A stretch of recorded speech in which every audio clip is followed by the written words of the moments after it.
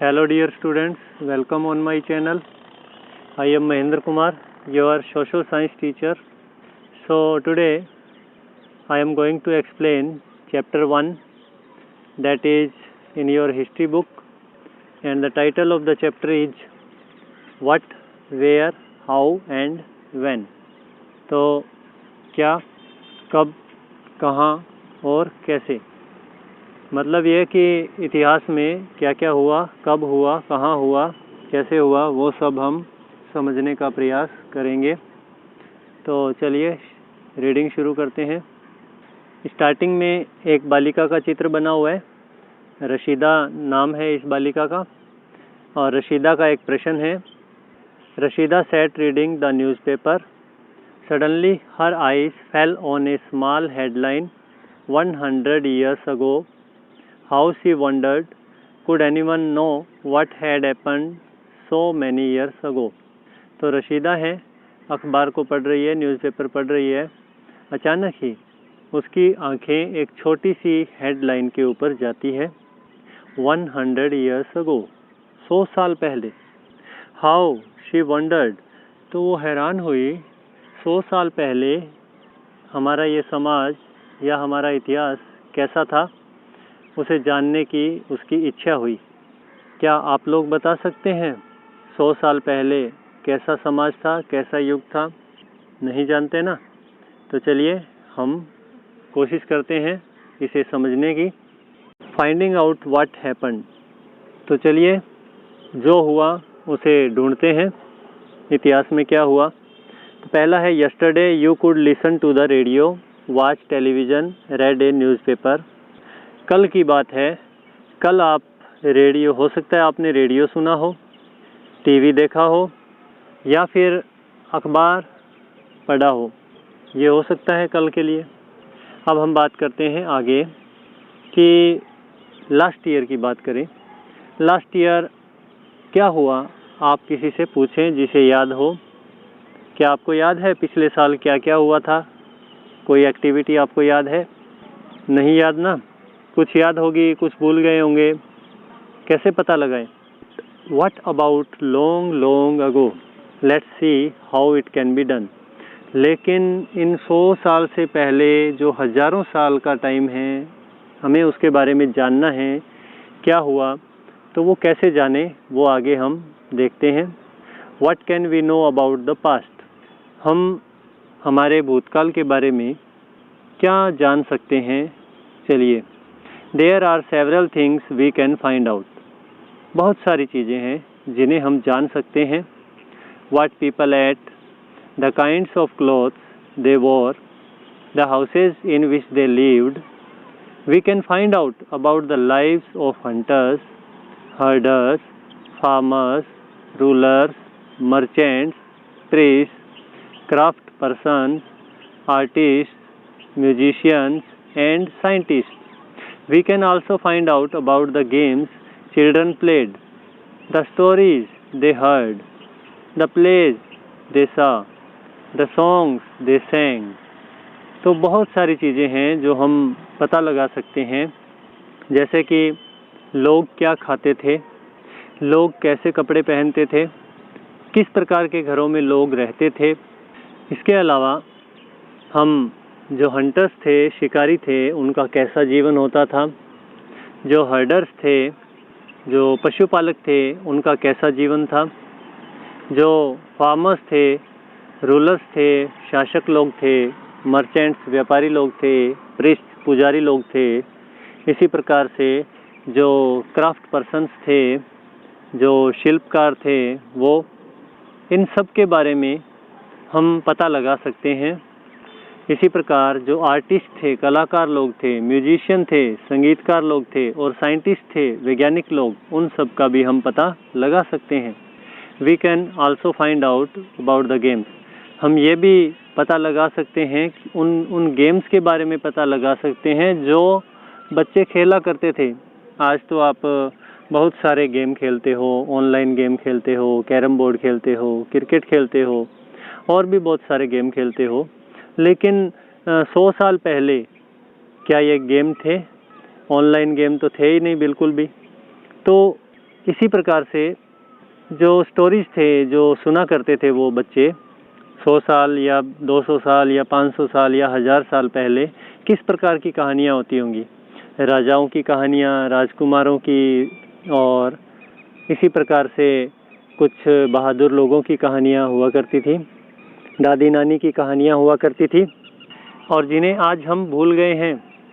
और आज तो हम क्या देखते हैं, टीवी देखते हैं, मोबाइल पर मूवीज़ देखते हैं, सीरियल्स देखते हैं, और भी गेम्स खेलते हैं, और विभिन्न प्रकार के साधनों से हमारा एंटरटेन करते हैं। लेकिन भूतकाल में क्या बच्चे क्या खेलते थे, किस प्रकार की कहानियाँ सुनते थे, किस प्रकार के नाटक वो देखा करते थे, कैसे गाने वो गाया करते थे, ये सब हम जानेंगे इस पाठ के अंदर। इसके बाद हमारा अगला टॉपिक है वेयर डिड पीपल लिव, लोग कहाँ रहते थे। तो यहाँ आपको एक मैप दिया गया है और इसमें आपको क्या ढूंढना है, नर्मदा रिवर है उसे ढूंढना है। People have also lived along the banks of this river for several 100,000 years. लोग इस नदी के किनारे, नर्मदा नदी के किनारे सैकड़ों हजारों सालों से रहते आ रहे हैं। Some of the earliest people who lived here were skilled gatherers. कुछ लोग, शुरुआत के जो कुछ एक लोग हैं जो कि यहाँ रहते थे, वो बड़े कुशल गैदरर्स थे, और they knew about the vast wealth of plants in the surrounding forest and collected roots, fruits and other forest produce for their food. They also hunted animals. तो यहाँ हम बात कर रहे हैं कि वो लोग जो इस नदी के किनारे रहते थे, पहला तो वो स्किल्ड गैदरर्स थे, कुशल संग्रहकर्ता थे, उन्हें वनस्पतियों के बारे में पता था, अपना भोजन वो जंगलों से प्राप्त कर लेते थे, और वे जो आसपास जितने भी पौधे हैं, जितना भी ये पेड़ पौधे हैं, उस संपत्ति का उन्हें पता था, उनसे वो भोजन प्राप्त करते थे। आसपास के जंगल थे, वहाँ वो जाते थे और वहाँ से रूट्स, जड़ें, फल और अन्य जो भी फॉरेस्ट में प्रोडक्ट होते हैं उन सबको वो यूज़ किया करते थे अपने भोजन के रूप में। आज तो हम क्या करते हैं, मार्केट जाते हैं और वहाँ से बैग भर के सामान ले आते हैं, लेकिन उस समय अपना भोजन जंगलों से प्राप्त करते थे। इसके अलावा उस समय जानवरों का शिकार भी किया जाता था। नाउ एक और टास्क है आपके लिए, find out the Sulaiman and Kirthar hills to the north west. आपको ये जो मैप दिया है इसमें आपको जो सुलेमान और किर्थर की पहाड़ियाँ दिखाई हैं उनका आप पता लगाएं, इस मानचित्र में पता करें वो कहाँ पर है, ये पहाड़ियाँ कहाँ पर है, इस मानचित्र में आप देख के पता लगाएं। आगे पढ़ेंगे। Some of the areas where women and men first began to grow crops such as wheat and barley about 8,000 years ago are located here. तो यहाँ कुछ एक एरिया दिखाए गए हैं, बताए गए हैं, ऐसी जगह हैं जहाँ लगभग आज से 8,000 साल पहले जो मैन थे, विमेन थे, उन्होंने सबसे पहले गेहूँ और जो ऐसी फसलों को उगाना प्रारंभ किया, लगभग 8,000 साल पहले। इसके अलावा उन्होंने एक काम और किया, people also begin rearing animals like sheep, goat and cattle. और उसी दरमियान लगभग आज से 8,000 साल पहले उसी समय लोगों ने जानवरों को पालना शुरू किया, जैसे कि शीप होती है, गोट होती है और विभिन्न प्रकार के अन्य जो पशु है, कैटल है, उनको पालना शुरू कर दिया था और वो गाँवों में रहते थे। अब आपको एक टास्क और है, locate the Garo hills to the north east and the Vindhyas in central India. जो हमारे मैप दिखा रखा है इसमें जो सेंट्रल इंडिया है उसके अंदर आपको क्या करना है, गारो हिल ढूंढनी है, गारो की पहाड़ियाँ हैं उन्हें ढूंढना है। तो these were some of the other areas where agriculture developed. ये एक अन्य एरिया है जो भारत के सेंटर में है, गारो हिल्स का, जहाँ पर कृषि का विकास हुआ, एग्रीकल्चर डेवलप हुई। The places where rice was first grown are to the north of the Vindhyas. वो स्थान जहाँ पर सबसे पहले चावल उगाया गया वो जो विंध्य की पहाड़ियाँ हैं उनके नॉर्थ में है। अब आपको इसी मैप में एक और काम भी करना है। Trace the river Indus and its tributaries. तो आपको क्या करना है, जो इंडस रिवर है, मतलब जो सिंधु नदी है, और इसकी जो ट्रिब्यूटरीज हैं, मतलब इसकी जो सहायक नदियां हैं, उन्हें पता लगाने की कोशिश करें। मैप तो आप जानते ही हैं, देखिए और इसे अच्छी तरह से समझने का प्रयास करें, और इसमें सिंधु नदी और इसकी जो ट्रिब्यूटरीज है उन्हें देखें। अब ट्रिब्यूटरीज क्या होती हैं, वो छोटी रिवर्स होती हैं जो कि एक बड़ी नदी के अंदर आकर के मिल जाती हैं। आगे रीडिंग करते हैं। About 4,700 years ago, some of the earliest cities flourished on the banks of these rivers. Later, about 2,500 years ago, cities developed on the banks of the Ganga and its tributaries and along the sea coast. तो यहाँ लगभग 4700 साल पहले कुछ एक जो शुरुआती शहर थे वो इन नदियों के किनारे पे विकसित हुए, और बाद में लगभग 2500 साल पहले गंगा नदी के तट के ऊपर शहरों का विकास हुआ। गंगा नदी के तटों पर शहरों का विकास हुआ, और इसके अलावा जो गंगा की जो ट्रिब्यूटरीज हैं, सहायक नदियां हैं, वहाँ भी शहरों का विकास हुआ। और इसके अलावा जो सी कोस्ट है, समुद्र के तट हैं, वहाँ पर भी शहरों का विकास हुआ। तो इस प्रकार से धीरे धीरे शहरों का विकास हुआ। आगे आपको एक काम और करना है इसी मैप के अंदर। Locate the Ganga and its tributaries called the Son. Tributary called the Son.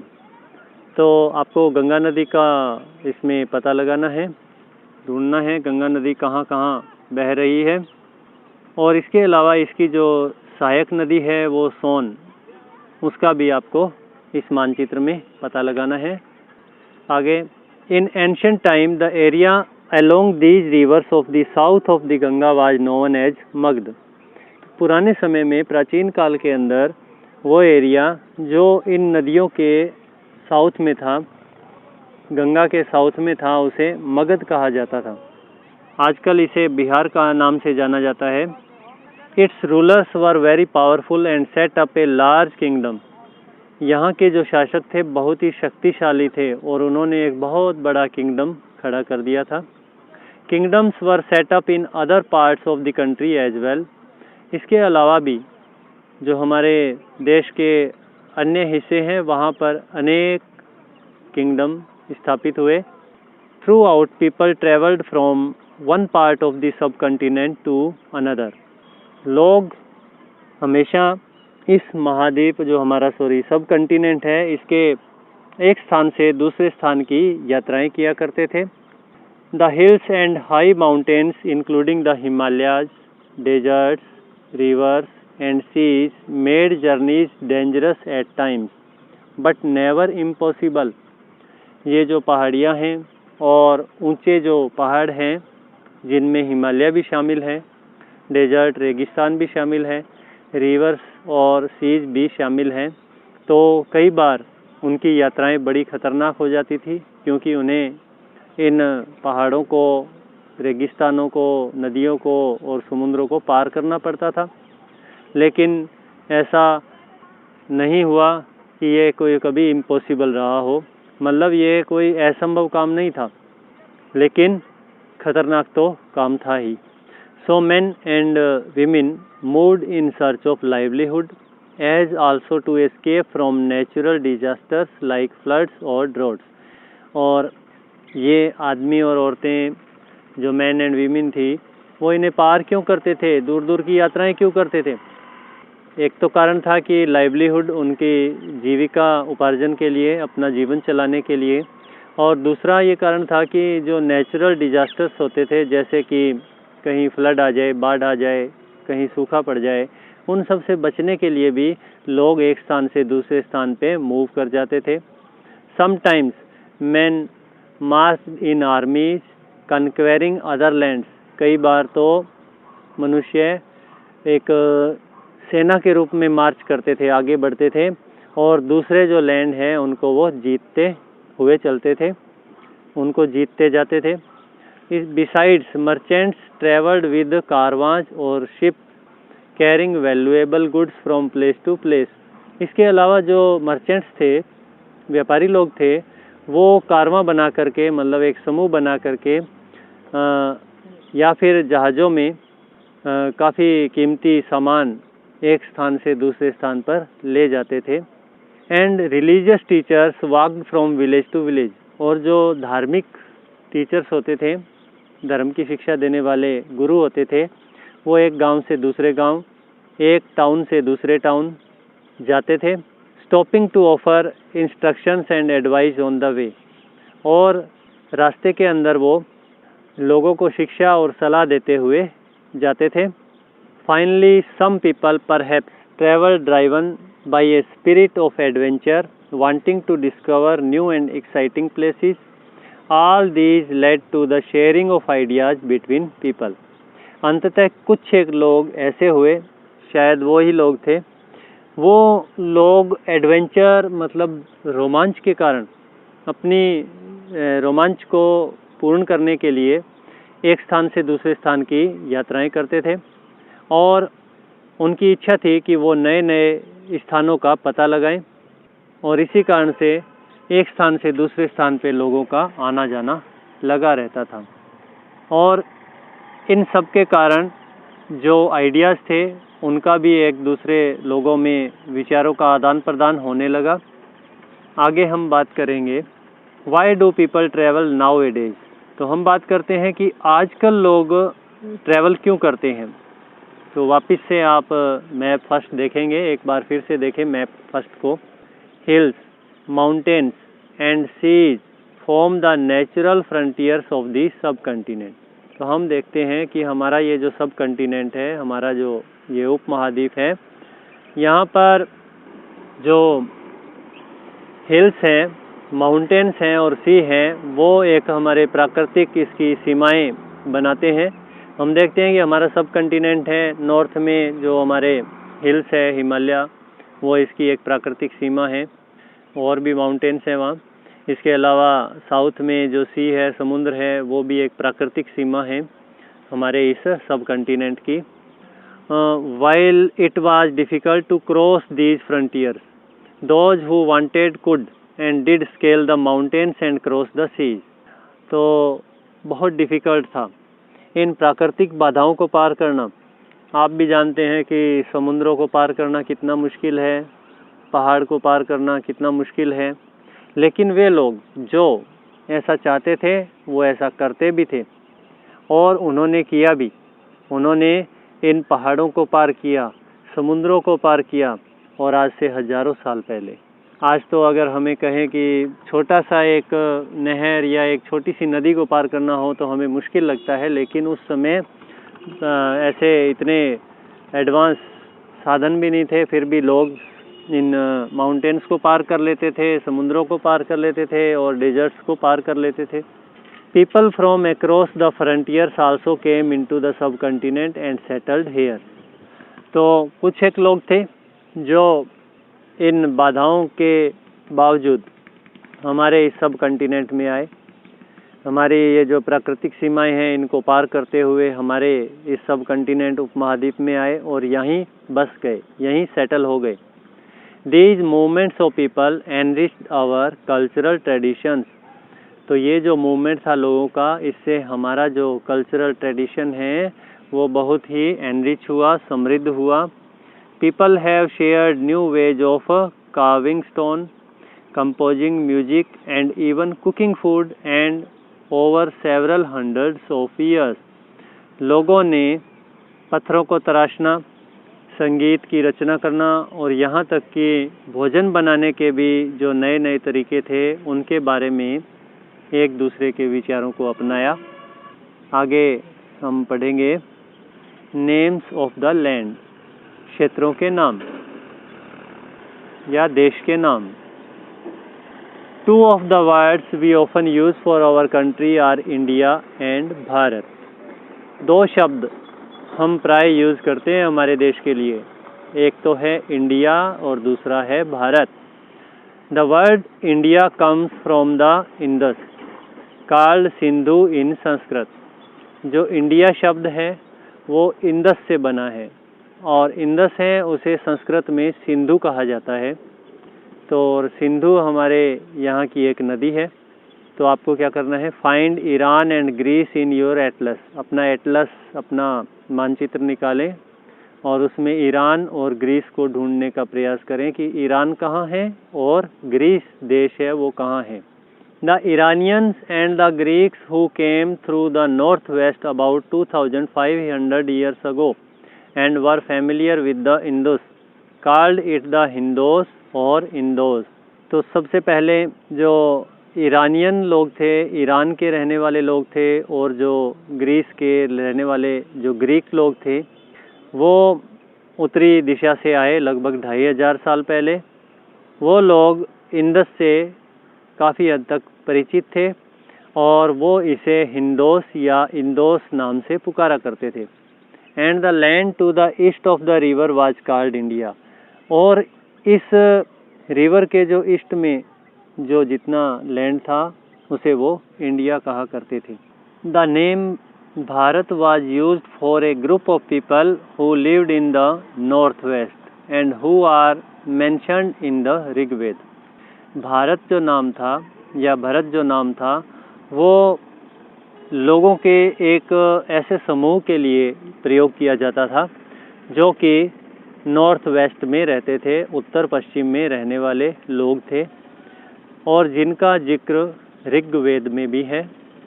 The earliest composition in Sanskrit, Rigveda सबसे प्राचीन रचना है संस्कृत की, और कहा जाता है लगभग 3500 साल पुरानी ये रचना है। Later it was used for the country. बाद में ये जो भरत नाम है या भारत जो नाम है इसी का यूज़ हमारे देश के लिए प्रयोग होने लगा और इसे भारत कहा जाने लगा। आगे हमारा टॉपिक है finding out about the past, भूतकाल के बारे में जानना। तो हमारा जो अतीत है, पास्ट है, उसके बारे में अब हम जानेंगे। कैसे जानें? There are several ways of finding out about the past. कई तरीके हैं भूतकाल को जानने के। One is to search for and read books that were written long ago.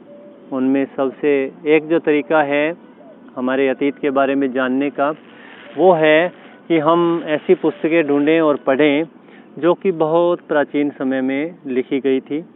These are called manuscripts. तो ऐसी जो किताबें, पुस्तकें हैं जो बहुत पहले लिखी गई थी उन्हें मैन्युस्क्रिप्ट्स नाम से जाना जाता है। Because they were written by hand, क्योंकि वो हस्तलिखित हैं, हाथों से लिखी हुई है। आप समझ गए होंगे मैन्युस्क्रिप्ट मतलब हस्तलिखित।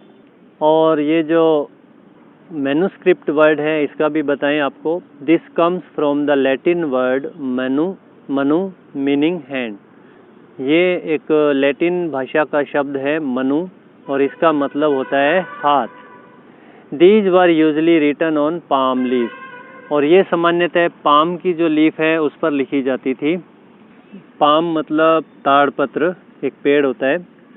ये स्पेशली प्रिपेयर्ड बार्क होती है एक ट्री की जिसे बर्च कहा जाता है, और ये पेड़ हिमालय में पैदा होता है।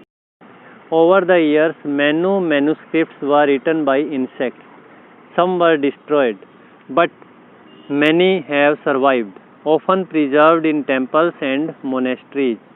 तो कई सालों के अंदर ये जो मैन्युस्क्रिप्ट थी या तो इन्हें कीड़े मकोड़े खा गए, इंसेक्ट खा गए, कुछ एक वैसे ही नष्ट हो गई, लेकिन अनेक बच गई। प्राय इन्हें मंदिरों में या मोनेस्ट्रीज के अंदर संभाल के रखा जाता था। तो जैसा कि आप जानते हैं कि कॉपी आप भी लाते हो आजकल, नोटबुक लाते हो, साल या 2 साल 3 साल बाद तो उसका नामो निशान नहीं रहता। तो ये जो मैन्युस्क्रिप्ट थी ये तो बहुत प्राचीन, हजारों सालों तक इनको संभाल के रखना, बचा के रखना एक दुष्कर कार्य था, लेकिन फिर भी कुछ एक आज भी हमें मिल जाती है। These books dealt with all kinds of subject. ये जो किताबें थी जो हाथ से लिखी हुई मैन्युस्क्रिप्ट्स थी, इनमें अनेक प्रकार के सब्जेक्ट कवर किए हुए हैं, जैसे कि रिलीजियस बिलीफ एंड प्रैक्टिसेस। हमारे जो धार्मिक विश्वास और जो प्रैक्टिसेस हैं, द लाइफ्स ऑफ किंग्स और राजाओं का जीवन, मेडिसिन के बारे में भी हैं कुछ किताबें और साइंस के बारे में भी। Besides there were epics, poems, plays. इसके अलावा कुछ एक एपिक्स भी हैं, पोइम्स भी हैं और प्लेज भी हैं। तो एपिक्स का मतलब महाकाव्य, और पोइम्स तो आप जानते ही हैं, कविताएं, और प्लेज नाटक, उनके संबंध में भी ये किताबें मिलती है। Many of these were written in Sanskrit. अनेक इनमें से अनेक जो किताबें हैं वो संस्कृत भाषा में लिखी हुई है। अदर्स वर इन प्राकृत, और अन्य हैं वो प्राकृत भाषा में हैं। प्राकृत भाषा आपको बता दें, जो लैंग्वेज साधारण लोगों द्वारा प्रयोग की जाती थी उसे प्राकृत भाषा कहते हैं। और इसके अलावा तमिल में भी ये पुस्तकें मिलती हैं। We can also study inscriptions. इसके अलावा हम अध्ययन कर सकते हैं इंस्क्रिप्शंस का, जो शिलालेख होते हैं, मतलब पत्थर पर लिखा हुआ होता है, उनकी स्टडी से भी हम इतिहास के बारे में जान सकते हैं। These are writings on relatively hard surfaces such as stone और metal। तो ये inscriptions क्या होते हैं कि ये राइटिंग होती है, लिखा हुआ होता है हार्ड सरफेस पे, जैसे कि स्टोन पे लिख देना या फिर कोई मेटल पे, लोहे पे आदि पे लिख देना। Sometimes king got their orders inscribed so that people could see, read and obey them। कई बार राजा लोग भी अपने जो आदेश थे उन्हें शिला पर लिखवाते थे ताकि लोग उन्हें देख सकें, पढ़ सकें और उनको ओबे कर सकें। यहाँ कुछ एक आपको इमेज दी गई है आपकी पुस्तक में, जिनमें आपको जो इंस्क्रिप्शन है वो दिखाई दे रहा होगा। इसके अलावा थोड़ा ऊपर आपके पेज नंबर, तो शायद 4 नंबर पेज होगा, उस पर आपको एक मैन्युस्क्रिप्ट भी दिखा रखी है। तो आगे हम बात करेंगे। There are other kings of inscriptions as well. There are other kinds of inscriptions as well, where men and women, including kings and queens, recorded what they did. For example, kings often kept records of victories in battle. अन्य प्रकार के inscriptions भी दिखाई देते हैं हमें, जहाँ पर महिलाएं और पुरुष, जिनमें राजा और रानियां भी शामिल हैं, वो रिकॉर्ड किया करते थे या लिखा करते थे कि उन्होंने क्या क्या कार्य किए। उदाहरण के लिए जो राजा लोग थे सामान्य रूप से अपने जो युद्ध में जीत का जो रिकॉर्ड है उसे इंस्क्रिप्शन शिला पर लेखन करवाया करते थे। अपनी जीत का लेखन वो पत्थरों पे किया करते थे। तो एक आपके लिए यहाँ क्वेश्चन है, can you think of the advantages of writing on a hard surface and what could have been the difficulties.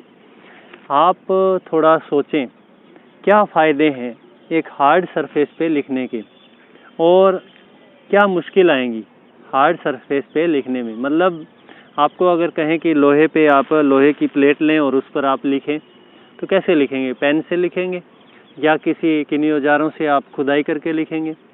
और इसी प्रकार से मान लो पत्थर पे आपको कुछ लिखना है, एक छोटा सा पैराग्राफ लिखना है, तो इसके क्या फ़ायदे होंगे और क्या मुश्किल होंगी, ये आपको सोचिए कितना डिफ़िकल्ट काम रहा ये। There were many other things that were made and used in the past. और भी बहुत सारी चीज़ें हैं जो कि भूतकाल में बनाई गई और उनका प्रयोग किया गया। Those who study these objects are called archaeologist. वो लोग जो इस प्रकार की वस्तुओं का अध्ययन करते हैं उन्हें आर्कियोलॉजिस्ट कहते हैं। आर्कियोलॉजिस्ट का मतलब हिंदी में है पुरातत्वविद। जो पुरातन चीज़ों का अध्ययन करता है उसे आर्कियोलॉजिस्ट कहा जाता है। They study the remains of buildings made of stone and brick, paintings and sculpture. Archaeologist लोग स्टडी करते हैं जो बचे हुए अवशेष हैं, बिल्डिंग्स जो कि स्टोन की बनी हो, ब्रिक की मतलब ईंट और पत्थर की बनी हुई बिल्डिंगों का वो अध्ययन करते हैं, पेंटिंग्स का अध्ययन करते हैं और स्कल्पचर मतलब मूर्तियाँ जो है उनका अध्ययन करते हैं। They also explore and excavate to find tools, weapons, pots, pens, ornaments and coins. इसके अलावा इन लोगों का काम, जो आर्कियोलॉजिस्ट होते हैं, उनका काम होता है कि खोजबीन करते हैं वो, और एक्सकवेट करते हैं, मतलब धरती का जो सतह है उसकी खुदाई करते हैं, ताकि उनको उस ज़माने के टूल्स मिल पाएँ, उस ज़माने के वेपन्स, जो हथियार या पॉट्स, बर्तन आदि मिल पाएँ, और उस समय के जो ऑर्नामेंट्स थे, आभूषण थे, और उस समय के जो कॉइन्स थे, उनकी वो खोजबीन करते हैं। Some of these objects may be made of stone, others of bone, baked clay और metal. इनमें से कुछ एक जो वस्तुएं हैं वो हो सकता है पत्थर की बनी हो, कुछ एक चीज़ें हो सकता है हड्डियों की बनाई हो, कुछ एक ऐसी भी हो सकती हैं जिन्हें पकाया गया हो, जैसे आजकल मटका पकाते हैं, और हो सकता है कुछ एक वस्तुएं मेटल की बनी हो, लोहे, सोना, चांदी आदि मेटल की बनी हो। Objects that are made of hard, imperishable substances usually survive for a long time. वो ऑब्जेक्ट्स जो कि हार्ड मतलब कठोर और समाप्त ना होने वाली सब्सटेंसेस से बनते हैं, वो लंबे समय तक चलते हैं। तो यहाँ आप अपनी जो पुस्तक है उसमें कुछ चित्र देख रहे होंगे। तो यहाँ पर लेफ़्ट साइड में एक आपके पिक्चर बनी हुई है, जो एक पोर्ट दिखाई दे रहा है आपको, और राइट साइड में एक सिल्वर का कॉइन दिखाई दे रहा है। तो खैर लेफ़्ट साइड में एक पोर्ट है पुरानी सिटी से मिला हुआ। इस प्रकार के जो पोर्ट थे, बर्तन थे, वो लगभग 4700 साल पहले प्रयोग में आते थे। राइट साइड में आप देखेंगे तो एक ओल्ड सिल्वर कॉइन आपको दिखेगा। इस प्रकार के कॉइन, जैसा कि यहाँ पिक्चर में दिख रहा है, वो लगभग 2500 साल पहले प्रयोग में आता था। तो आप थोड़ा सोचिए, ये कॉइन और हमारे आज के आपने कॉइन जो सिक्के देखे हैं उनमें क्या डिफरेंस है, और आप देखेंगे बहुत सारा डिफरेंस है उस कॉइन में और आज के कॉइन में।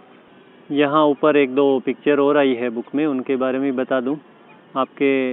यहाँ एक इंस्क्रिप्शन दिखा रखा है, ये लगभग 2250 साल पुराना है, और ये कंधार में मिला है। आजकल जो कंधार आजकल अफ़गानिस्तान में है, और ये जो इस पे लिखा हुआ है, ये एक ऑर्डर है एक शासक का, एक रूलर का, जिसका नाम था अशोक, और उसके बारे में आप चैप्टर 8 में पढ़ेंगे आगे। जब हम लिखते हैं ना, तो हम एक स्क्रिप्ट का यूज़ करते हैं। स्क्रिप्ट्स मतलब क्या होता है कि जो हमारे लेटर्स होते हैं, जो जैसे कि अल्फ़ाबेट है इंग्लिश के ABCD, और हिंदी में क्या क्या है, वो हमारी स्क्रिप्ट है। और स्क्रिप्ट्स में क्या होता है, लेटर्स होते हैं या साइंस, या तो चिन्ह बने होते हैं या फिर जो लेटर्स बने होते हैं। जब हम पढ़ते हैं कि इस पे क्या लिखा हुआ है या फिर बोलते हैं, तो हम एक भाषा का प्रयोग करते हैं। ये जो इंस्क्रिप्शन है वो दो डिफरेंट अलग अलग जो स्क्रिप्ट्स और लैंग्वेज में लिखा हुआ है।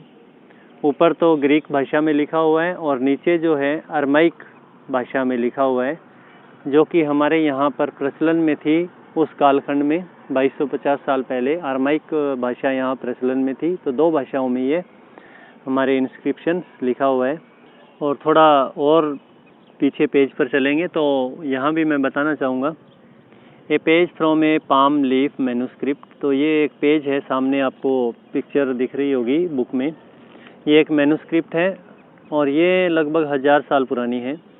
इस पे जो पाम की लीव्स हैं उन्हें पेजेस में काटा गया है और उनको बांधा गया था, ताकि वो बुक का एक रूप ले पाए।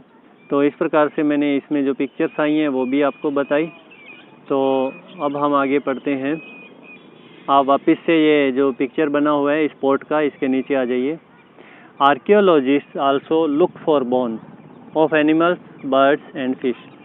आर्कियोलॉजिस्ट्स हैं वो हड्डियों को भी ढूंढते रहते हैं, चाहे वो जानवरों की हो, पक्षियों की हो या मछलियों की हो। To find out what people ate in the past. इन सब को ढूंढने का कारण ये है कि लोग उस समय क्या खाते थे, ये भी वो पता लगाना चाहते हैं। Plants remain survive for more rarely. Plant के जो बचा हुआ हिस्सा होता है, पौधे होते हैं, अगर ये ज़्यादा समय नहीं रह पाता। इफ़ सीड्स ऑफ ग्रेन और pieces of wood have been burned, they survive in a charred form. अगर अनाज के जो बीज हैं या फिर लकड़ी के जो टुकड़े हैं उन्हें जला दिया जाए, तो वो जले हुए रूप में पड़े रहते हैं। अब आपके लिए एक प्रश्न है, do you think cloth is found frequently by archaeologist? आपको ऐसा लगता है कि कपड़ा भी मिलता होगा आर्कियोलॉजिस्ट को? क्या ऐसा पॉसिबल है कि कपड़ा इतने सालों तक पड़ा रहे और आज उन्हें आर्कियोलॉजिस्ट को वो मिल पाए? हड्डियाँ मिल जाती हैं और जो मेटल की चीज़ें बनी हुई मिल जाती हैं और बेक्ड जो कोई आइटम्स हैं वो मिल जाती हैं, लेकिन क्या कपड़ा मिल सकता है? तो ऐसा तो मुश्किल है ना, क्योंकि कपड़ा इतने लंबे समय तक नहीं रह सकता। Historians, that is, scholars who study the past, often use the word source to refer to the information found from manuscripts, inscriptions and archaeology. इतिहासकार ये जो हमारे मैन्युस्क्रिप्ट्स हैं या फिर हमारे जो शिलालेख हैं या फिर जो पुरातत्व अवशेष हैं, उनके लिए इतिहासकार एक शब्द का प्रयोग करते हैं, सोर्स का। सोर्स का मतलब स्रोत। तो वंस सोर्सेज आर फाउंड, तो सोर्सेज का मतलब स्रोत। उनको वो जानकारी कहाँ से मिली, किस स्थान से उन्होंने ये जानकारी या ये जो इतिहास लिखा गया है ये सब का पता लगाया, तो सोर्स आप समझ गए होंगे। वंस सोर्सेज आर फाउंड, एक बार जो स्रोत पता लग जाए, learning about the past becomes an adventure, तो भूतकाल के बारे में जानना एक बड़ा ही रोमांच का काम हो जाता है।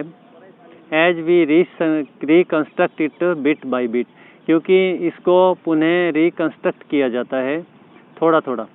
तो जैसे कि मतलब इतिहास तो है वो अलग अलग किताबों में अलग अलग जगह पे बिखरा पड़ा है, तो उस सब को टुकड़े टुकड़े करके जोड़ करके हमारा इतिहास लिखा जाता है।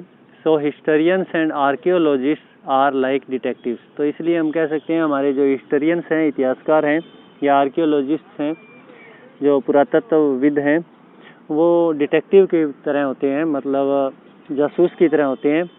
Who use all the sources like clues to find out about our past, और ये लोग इन सभी स्रोतों का प्रयोग करते हैं क्लूज के रूप में, ताकि वो हमारे इतिहास की जानकारी को इकट्ठा कर सकें और उसे संजो कर रख सकें और उसे हमें प्रदान कर सकें।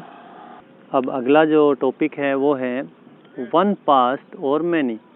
क्या एक अतीत रहा हमारा, एक भूतकाल रहा या फिर अनेक भूतकाल रहे हैं? Did you notice the title of this book, क्या आपने ध्यान दिया इस बुक का टाइटल क्या है? आवर पास्ट, तो आवर पास्ट होना चाहिए या our past? We have used the word past in plural to draw attention to the fact that the past was different for different group of people. हमने पुस्तक का नाम यहाँ पे पास्ट प्लूरल फॉर्म, बहुवचन फॉर्म में प्रयोग किया है, ताकि इस बात पर ध्यान जाए कि जो पास्ट है, हमारा जो अतीत है, वो अलग अलग लोगों के लिए अलग अलग होता है। For example, The lives of herders or farmers were different from those of kings and queens. उदाहरण के लिए जो हर्डर लोग थे, पशुपालक लोग थे, या फिर जो फार्मर्स थे, किसान लोग थे, वो राजाओं और रानियों से अलग होते थे। The lives of merchants were different from those of craftspersons. जो मर्चेंट्स की लाइफ थी, व्यापारी लोगों के जीवन था, वो क्राफ्ट्स पर्सन, शिल्पकारों से अलग होता था उनका जीवन। तो इसी प्रकार से अलग अलग प्रकार का इतिहास बन जाता है। Also as is true even today, और अगर हम देखें ना तो आज भी बिल्कुल ये सच बात है। People follow different practices and customs in different parts of the country.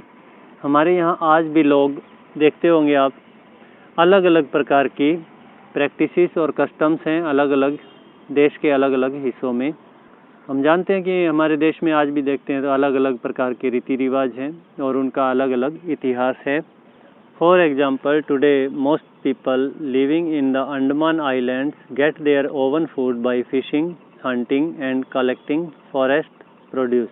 उदाहरण के लिए आज भी अंडमान जो द्वीप है, वहाँ लोग अपना भोजन फिशिंग द्वारा, मछली पकड़ते हैं उसके द्वारा, हंटिंग करके, शिकार करके, और जो जंगलों के प्रोडक्ट्स हैं उनको कलेक्ट करके अपना जीवन बिताते हैं।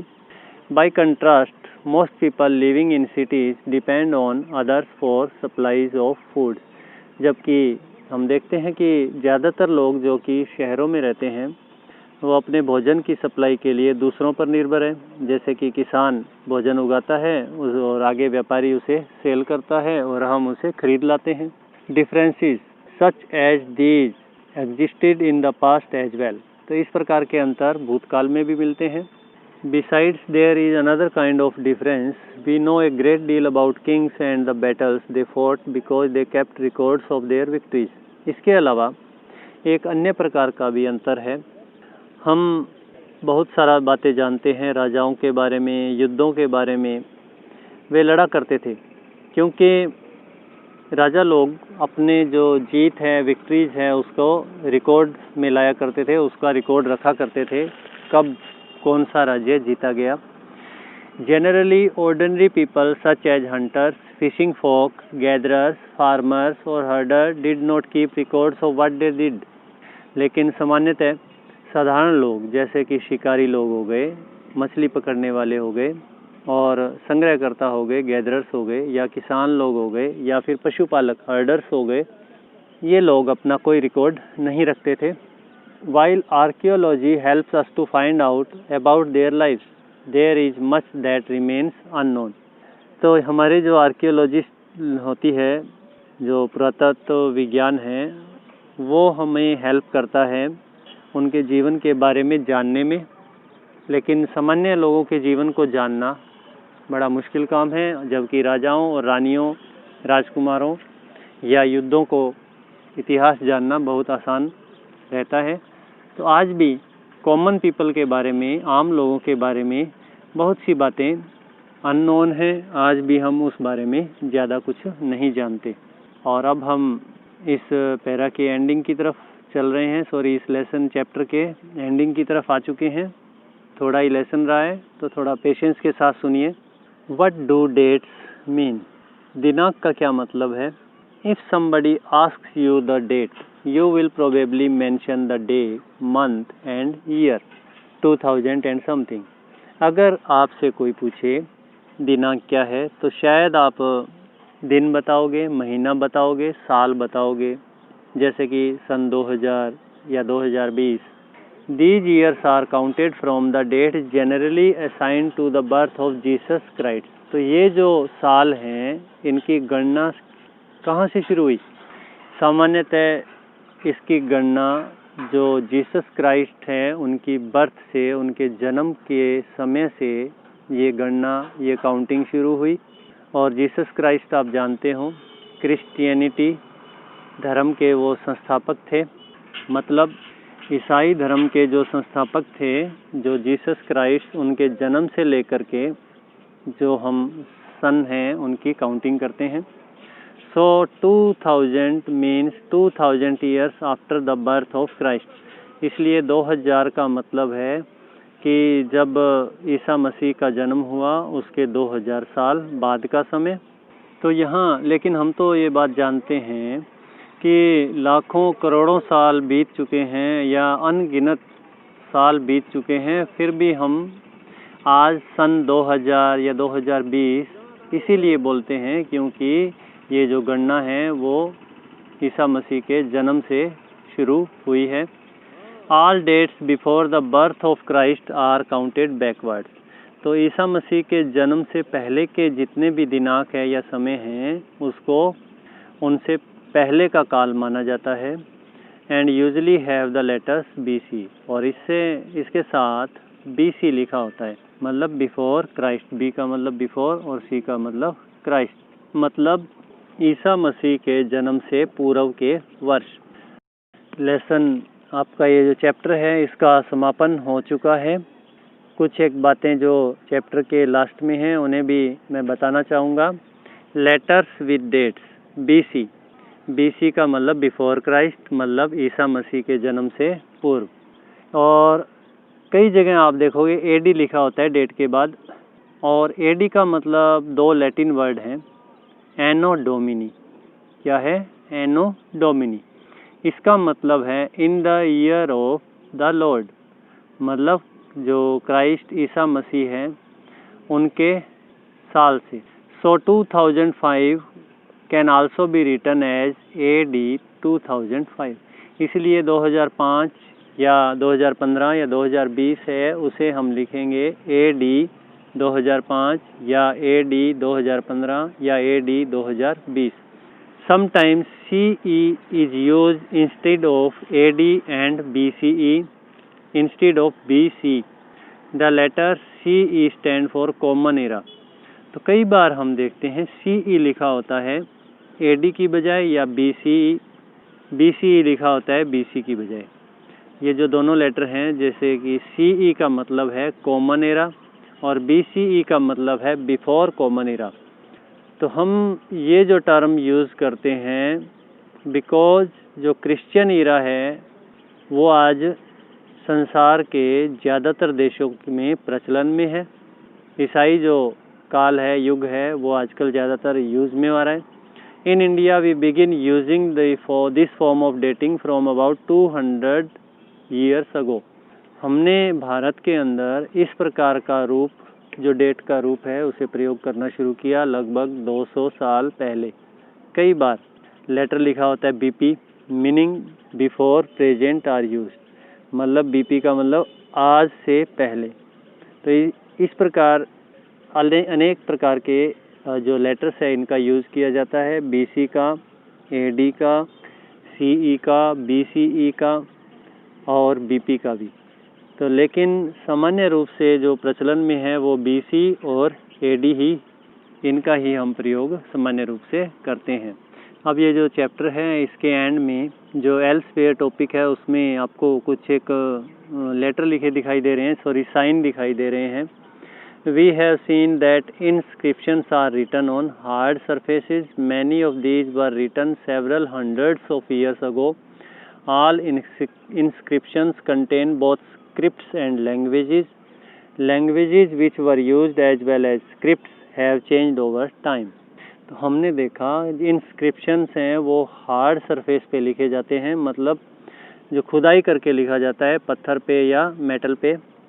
और इनमें से जितने भी जो इंस्क्रिप्शंस हम देखते हैं वो आज से हज़ारों साल पहले लिखे गए हैं। आप भी देखते होंगे आजकल कई जगह मंत्री वगैरह जो उद्घाटन करते हैं तो वहाँ एक पत्थर पे खुदाई करके लिखा जाता है कि आज इस इमारत का उद्घाटन इन मंत्री महोदय द्वारा किया गया, ऐसा कुछ। तो ये सब खुदाई करके लिखना ये परमानेंट रहता है। और ये आज तो हमारे यहाँ आप हिंदी से परिचित होंगे, इंग्लिश से परिचित होंगे या संस्कृत भाषा से परिचित होंगे, लेकिन ये जो प्राचीन काल के इंस्क्रिप्शंस हैं इनमें स्क्रिप्ट्स भी हैं और लैंग्वेज भी हैं, मतलब लिपि का, भाषा का प्रयोग किया गया है। और लैंग्वेजेस हैं जो भी प्रयोग की गई हैं, जो भाषा और जो लिपि प्रयोग की गई है वो समय के साथ बदल चुकी है। सो एक मुश्किल टास्क हो जाता है कि इनको समझें कैसे, क्योंकि आज से हज़ारों साल पहले जैसे ये पिक्चर बनी हुई है, अब इनको आप इन्हें पढ़ पाएंगे? जैसे आप इंग्लिश या हिंदी पढ़ते हैं, नहीं पढ़ पाएंगे। क्या लिखा हुआ है ये हम नहीं समझ पाएंगे इसको। तो स्कॉलर्स जो लोग हैं वो कैसे पता लगाते हैं कि क्या लिखा हुआ है? This can be done through a process known as decipherment. तो एक प्रोसेस होता है जिसे बोलते हैं डेसिफरमेंट, और ये एक काफ़ी कठिन प्रोसेस होता है। अगर आपको कहें कि ये जो बुक में आपकी पिक्चर बनी हुई है इसे पढ़ें तो आप इसे नहीं पढ़ पाएंगे, लेकिन आप देखिए इनके नीचे लेटर लिखे हुए हैं। जैसे ऊपर पहली पिक्चर में चौकोर बना हुआ है उसका मतलब P, उसके बाद में हाफ सर्कल बना हुआ है उसे T, उसके बाद का जो सिंबल है उसका मतलब O, और उसके बाद शेर बना हुआ है L, उसके बाद M, फिर है IIS। तो ये इसका मीनिंग है। इसी प्रकार नीचे भी आपको लेटर दिखा रखे हैं, इनका मतलब निकाल लिया गया है। One of the most famous stories of decipherment comes from Egypt. सबसे जो फेमस स्टोरी है अज्ञात लिपि का पता लगाने की, वो मिस्र देश से आई है। मिस्र कहाँ है? नॉर्थ अफ्रीका में है, जहाँ पर राजा और रानियाँ थे लगभग 5000 साल पहले। 5000 साल पहले भी वहाँ राजाओं और रानियों का राज था। Rosetta is a town on the north coast of Egypt. मिस्र में रोसेटा नाम का एक कस्बा है और यहाँ पर एक इंस्क्राइब्ड स्टोन मिला, मतलब खुदा हुआ जिस पे लिखा हुआ था, ऐसा एक पत्थर मिला। विच कंटेन्ड इंस्क्रिप्शंस इन 3 डिफरेंट लैंग्वेजेस। इसके अंदर 3 प्रकार की अलग अलग भाषाओं और लिपियों में लेखन किया हुआ था। एक तो भाषा थी ग्रीक और 2 इजिप्टियन जो मिस्र की एक फॉर्म थी उन भाषाओं में था। Scholars who could read Greek figured out that the names of kings and queens were enclosed in a little frame.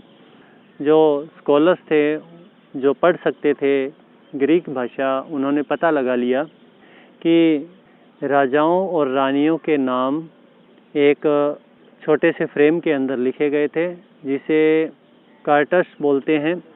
They then placed the Greek and Egyptian signs side by side. इसके बाद उन्होंने क्या किया, कैसे पता लगाया, जो Greek भाषा थी और या जो मिस्र, इसके अलावा जो मिस्र भाषा थी, उनके जो चिन्ह थे उनको पास पास रखा और पता लगाया, जिनके लिए जो आवाज़ों का या ध्वनियों का पता लगाया, जिसके लिए जो मिस्र वासी थे, मिस्र के जो लेटर्स थे जिनके लिए प्रयोग होते थे।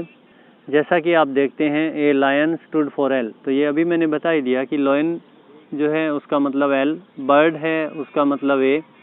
Once they knew what the letters stood for, एक बार जब उन्हें ये पता लग गया कि इन लेटर्स का क्या मतलब है, they could read other inscriptions as well, तो जब उन्होंने एक बार पढ़ना शुरू कर दिया तो वो जो दूसरे जो शिलालेख थे, शिलाओं पे लिखा हुआ था, पत्थरों पे लिखा हुआ, उनको वो आसानी से उन्होंने पढ़ना शुरू कर दिया।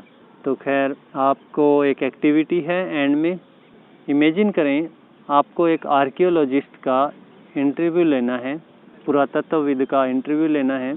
आप एक 5 क्वेश्चंस की लिस्ट बनाएं जो आप उनसे पूछेंगे। आप उनसे क्या पूछना चाहेंगे, तो ये आपका एक टास्क है। इसके बाद क्वेश्चन आंसर हम अलग से वीडियो में सॉल्व करेंगे।